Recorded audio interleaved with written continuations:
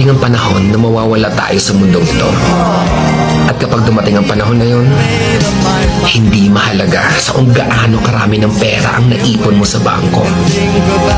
Hindi rin mahalaga sa kung gaano ka successful sa trabaho or sa business mo. At lalong hindi mahalaga sa kung gaano kaganda ng mukha at ng katawan mo.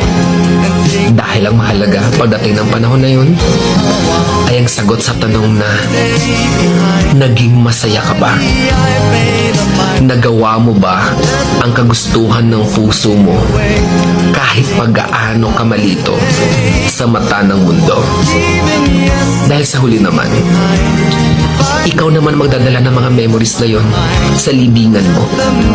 Hindi naman ang mga tao sa paligid mo.